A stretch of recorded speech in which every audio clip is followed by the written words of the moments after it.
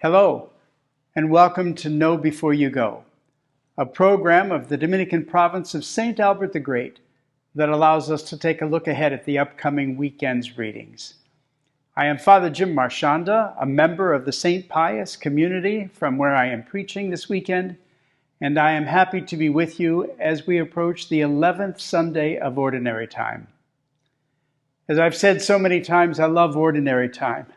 After all the feasts and major celebrations that we have, Ordinary Time is that time of year where we simply work out what it means to believe as we believe, what it means to really get into the nitty-gritty of our faith and understand not only what God has done for us, but what we are to do for God and for one another. And this 11th Sunday of Ordinary Time is terrific in presenting us with that exact idea of our role in our faith. The first reading is from the book of Exodus.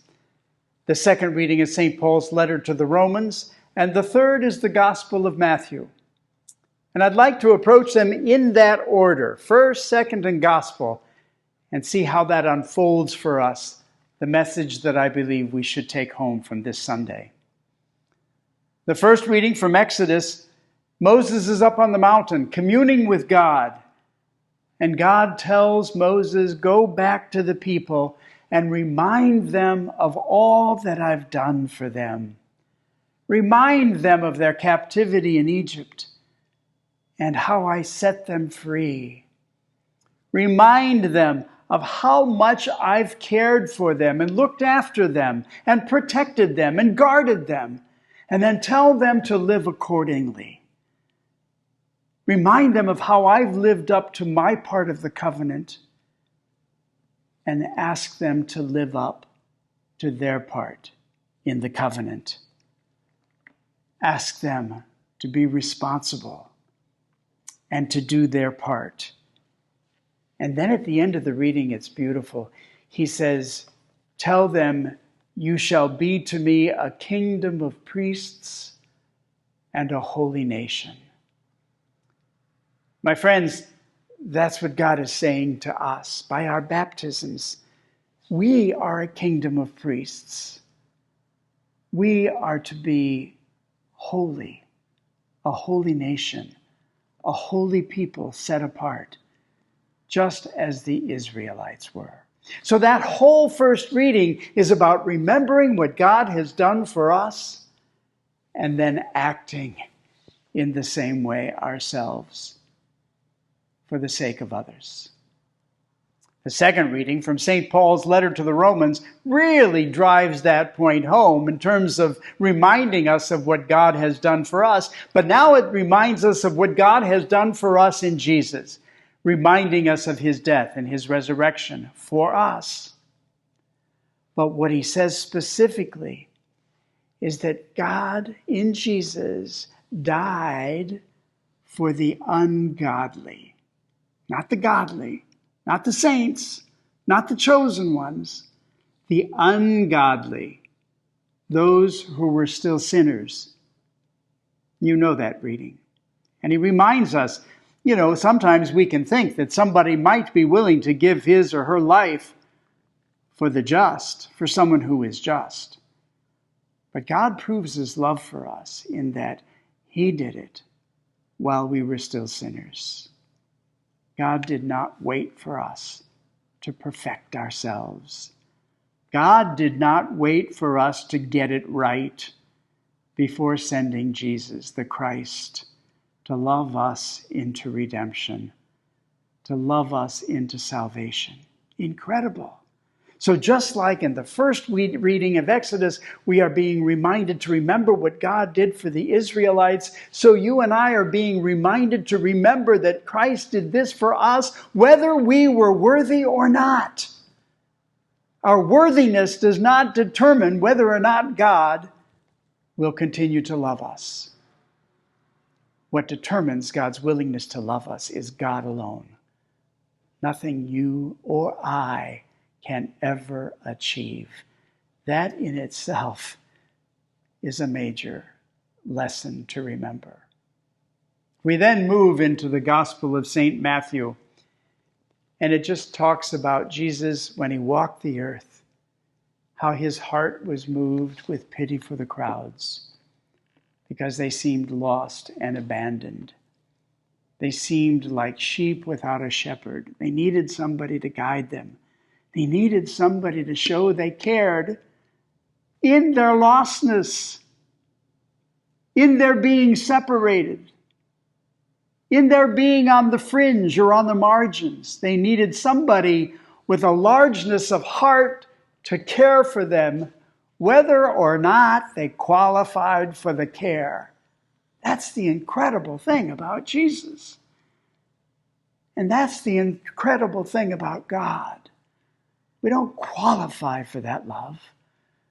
God lavishes that love upon us, merited or unmerited, and mostly it is unmerited. And Jesus in the gospel calls the 12 together, and he gives them authority to go all over and to preach the good news of the kingdom.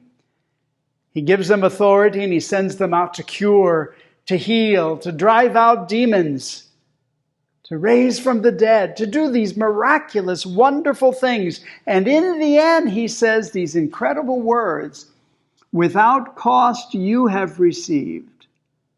Without cost you are to give." Therein lies another tremendous lesson. He's saying to his own disciples, "Hey fellas, none of you were worthy for what I have given to you. Make sure you go as easy on the people out there who need you as I have gone on you. Without cost you received. Without cost you are to give. Give of yourself. Be a royal priesthood. Be a holy nation. Learn to love as I have loved you." Have we not heard that? Have we not heard that so often? So, my friends, I say to you, on this 11th Sunday of ordinary time, you have been given authority by your baptism. And I was trying to think, how might we experience that we actually have enough authority to be a royal priesthood, to be a holy people? One of the ways I think that we can remember that is simply to study the scriptures, to know by heart in the scriptures how much God proves God's love for each and every one of us, and use that to ground your own authority. Remember what God has done for you in your life, and use that to feel your authority. Participate in the sacraments. The church is always inviting us into the sacraments, especially the Eucharist. And let that give you a sense of belonging and a sense of urgency in your own ministry to go out and do something on behalf of others. Use the sacraments. Use the Eucharist. And then I guess maybe my most important reasoning for finding my own authority is just remember everything that God has done for you, as we're taught in the first reading from Exodus and as we're taught in the second reading from Romans. Remember what God has done for you. Remember how many times you have been forgiven.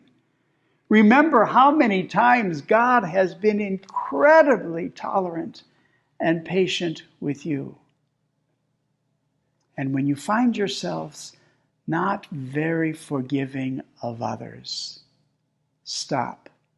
Stop judging. Stop condemning.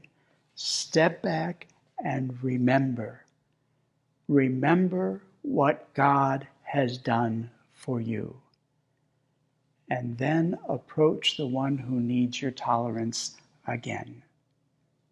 Therein can lie your authority. When you remember what you have been given, you will know how much to give. When you remember how much you've been given without cost, you will know how much to give without cost. God bless you.